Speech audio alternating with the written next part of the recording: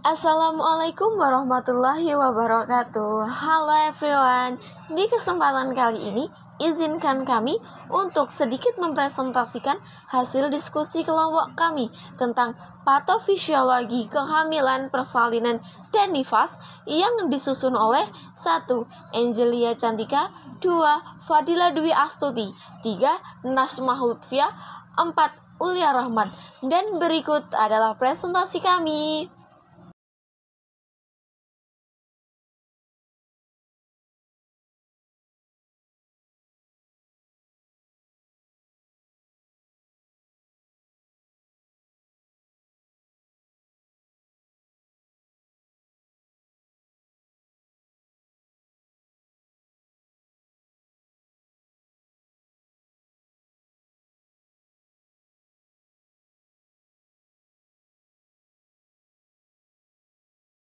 Patofisiologi kehamilan.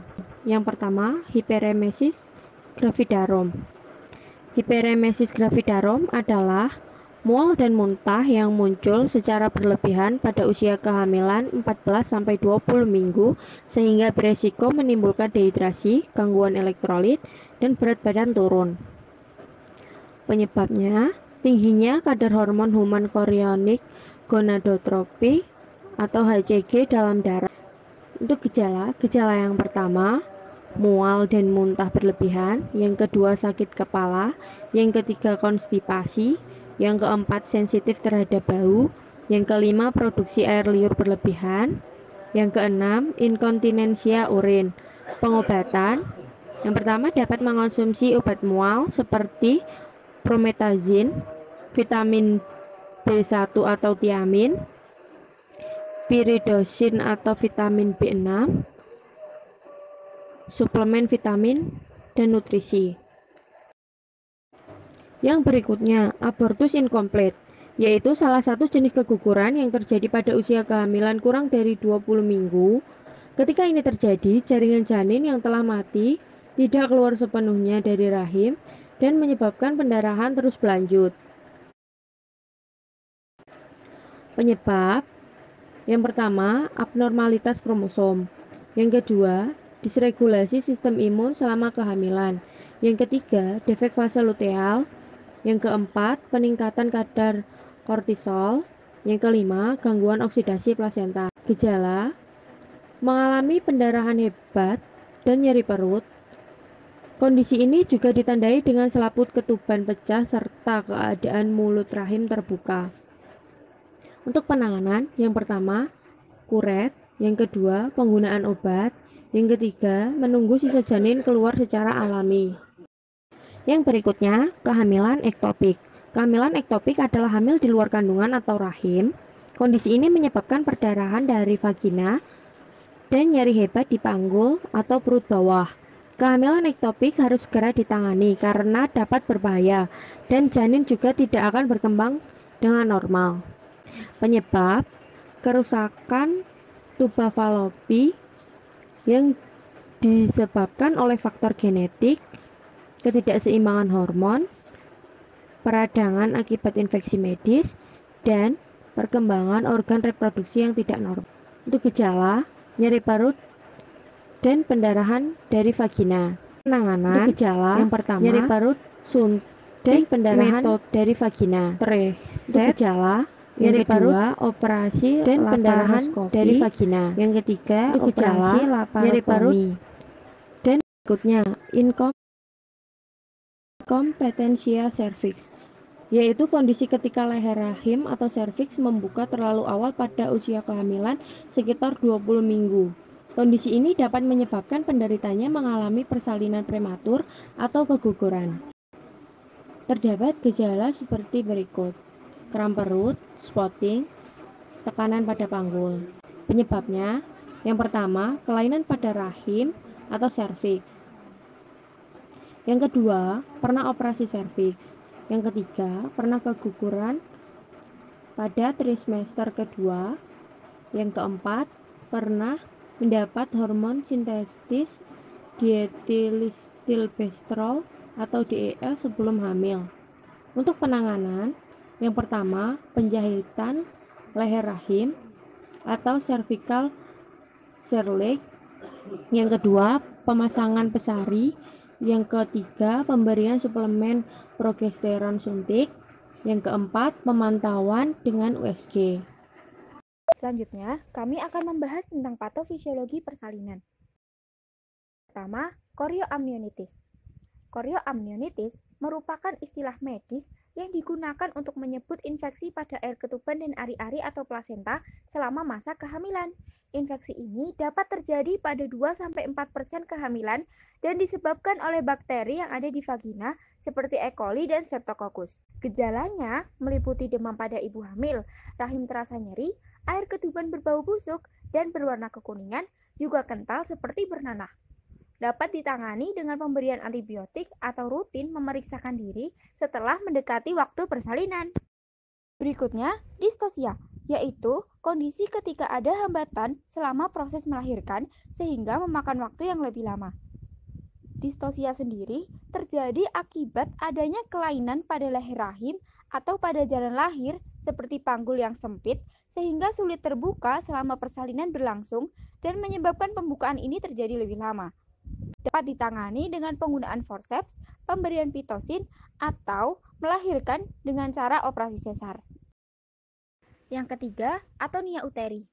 Atonia uteri adalah kondisi ketika rahim tidak bisa berkontraksi kembali setelah melahirkan. Kondisi ini dapat mengakibatkan pendarahan pasca persalinan yang dapat membahayakan nyawa ibu. Dapat disebabkan karena rahim meregang terlalu besar, mengalami obesitas, kehamilan kembar, ibu hamil di atas 35 tahun, dan bayi terlalu besar. Gejala-gejala atonia uteri meliputi meningkatnya detak jantung, menurunnya tekanan darah, nyeri punggung, dan darah keluar terlalu banyak setelah persalinan. Dapat ditangani dengan pemberian infus, embolisasi peredaran darah rahim, operasi pengikatan peredaran darah rahim, dan merangsang kontraksi rahim. Selanjutnya ada asfiksia perinatal. Komplikasi persalinan ini terjadi ketika bayi tidak mendapatkan cukup oksigen di dalam kandungan selama proses melahirkan berlangsung maupun setelahnya. Kondisi ini dapat menimbulkan kerusakan jaringan secara permanen maupun bersifat sementara. Salah satunya adalah gangguan pendengaran sensori neural. Dapat ditangani dengan persalinan sesar atau alat bantu bernapas. Penyebabnya yaitu anemia pada janin, gangguan plasenta, hipertensi atau hipotensi pada ibu selama kehamilan, gangguan pernapasan pada janin di dalam kandungan. Gejalanya meliputi kebiruan pada kuku dan bibir, detak jantung bayi lambat, refleks bayi lemah, kejang, dan perubahan warna ketuban menjadi hijau.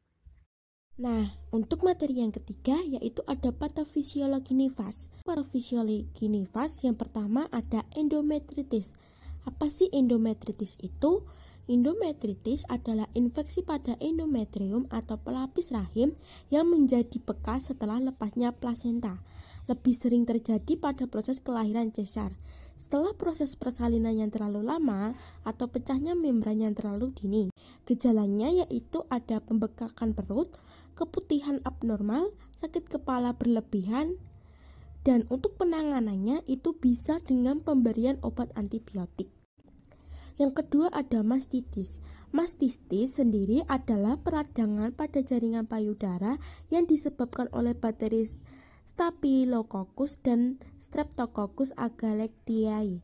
Saluran ASI tersumbat. Gejalanya yaitu payudara memerip kemerahan dan sering terasa gatal, terasa perih saat menyusui, terdapat benjolan menyakitkan, dan puting mengeluarkan nanah. Untuk penanganannya sendiri itu bisa pemberian obat dan tetap menyusui. Yang ketiga ada pendarahan postpartum. Pendarahan postpartum adalah kehilangan 500 ml atau lebih darah setelah persalinan yang keluar melalui vagina, atau kehilangan 1000 ml atau lebih darah setelah tindakan operasi seksiosensaria. Penyakit ini disebabkan oleh faktor pembekuan darah, kekuatan otot, jaringan, serta cedera. Gejalanya yaitu darah merah segar, nyeri perut bawah, demam, pernapasan cepat. Untuk penanganannya sendiri itu bisa pemberian oksitosin untuk memperkuat kontraksi uterus, KURT apabila terdapat sisa plasenta di uterus, dan transfusi darah apabila terjadi pendarahan masif. Yang keempat itu ada inkontinensia urin postpartum.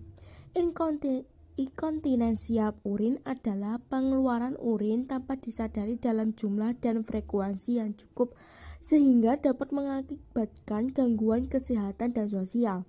Penyebabnya yaitu tekanan pada dasar panggul saat persalinan. Dasar panggul merupakan bagian yang menyongkong organ perut seperti rahim, kandung kemih, dan rektum yang berada di dasar panggul dan terdiri atas otot dan jaringan serat. Untuk penanganannya sendiri itu bisa dengan konsumsi makanan tinggi serat, rajin berolahraga, dan membatasi kafein. Dan sekian presentasi dari kami. Jika ada salah kata kami mohon maaf. Semoga bermanfaat untuk kita semua. Terima kasih. Wassalamualaikum warahmatullahi wabarakatuh.